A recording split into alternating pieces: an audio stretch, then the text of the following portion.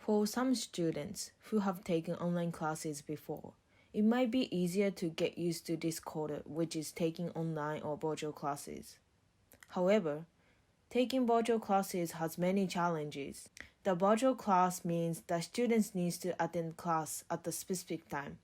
If the students have family members at home and they are using Wi-Fi at the same time, the Wi-Fi connection can be slow or doesn't work well.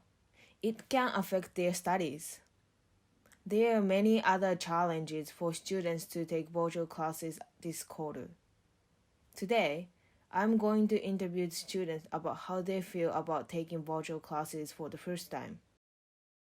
So my name is Ruby Nugent, and I study environmental sciences.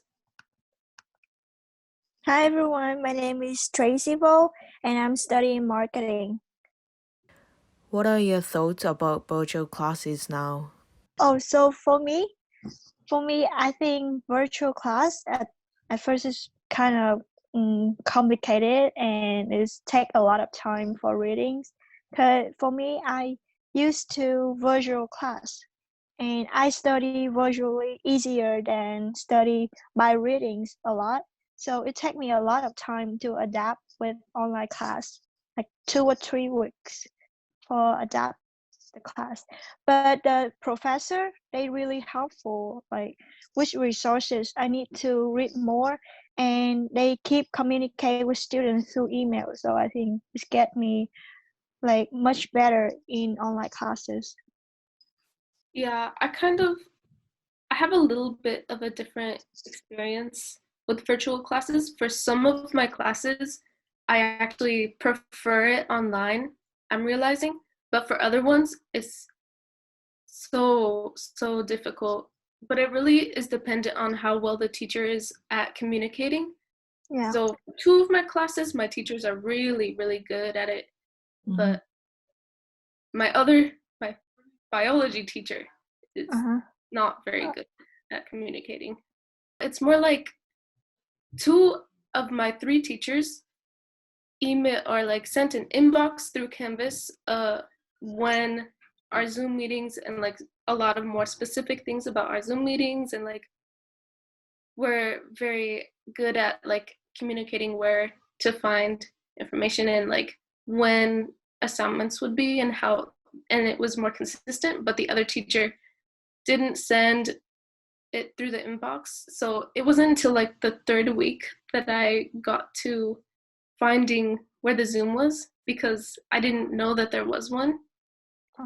And I was busy with the other classes, so I was like behind on biology. What challenges have shown up that may stop you from becoming successful in a virtual environment? I think my hardest time is overload classes, because before I took 4 classes and it's virtually, so that's okay. But at this time, I took 4 classes, and that's like a heavy class. With the heavy class, like business law, and another class also have a lot of readings. So a lot of class at the same time with a lot of readings is really make me feel difficult to finish all. That's why I just dropped 1 class. And I feel like if you know your limit and you control it, so you can be more successful. Yeah. For me, something that has been difficult to keep me from being successful in a virtual environment is probably having shared Wi-Fi at home. Everyone, all. So there are 5 people in my house. So my dad is online doing workshops for his job, and then Anna, my little sister, is also in college, so she has to use the Wi-Fi for her classes, and I, at the same time that I have to do my classes, which is like either being on Zoom, which I would end up being cut out at sometimes, and then it can be difficult to stream online lectures. Do you feel that you have enough support from school and professors? So I think we should have like a stronger Wi-Fi, but I think school have enough laptop first, school so let us borrow the calculator for the whole quarter for free, and also but we don't have things like we cannot go to the library, but we have the online library, but some facility on library that we cannot use. So I think that is the shortcomings. Yeah, because I'm doing the Q&A box on Instagram, and some student asked me that can I use the printer or something, and once I asked it again, and they say, oh sorry, we cannot use those facilities because we cannot go to the campus at this time. So yeah, that's one of the concern too. As far as support from school, I don't really know how to answer that part. Just because I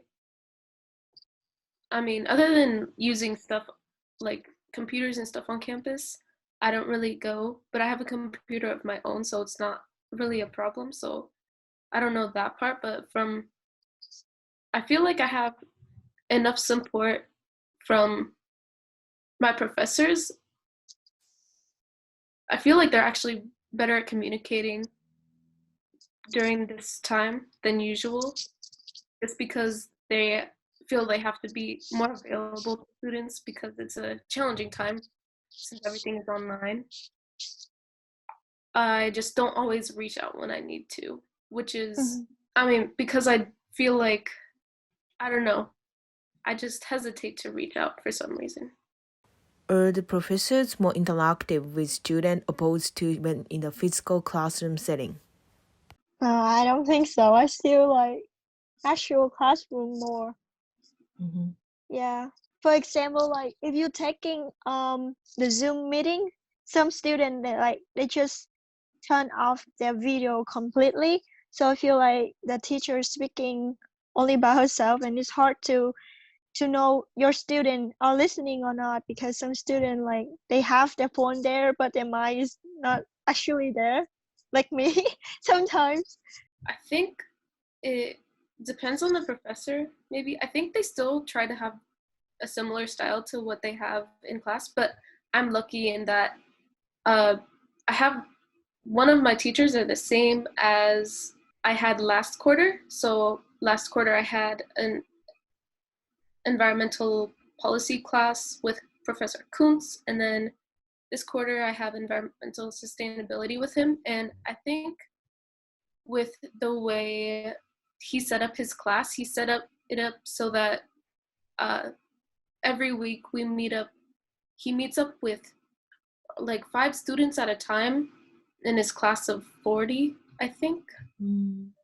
So and it's actually a little bit more interactive than it was last quarter on an individual level. So I speak with him more than last quarter when I had him in class, like not virtual. But for other classes, like a lab class, is less interactive, like a lot less interactive.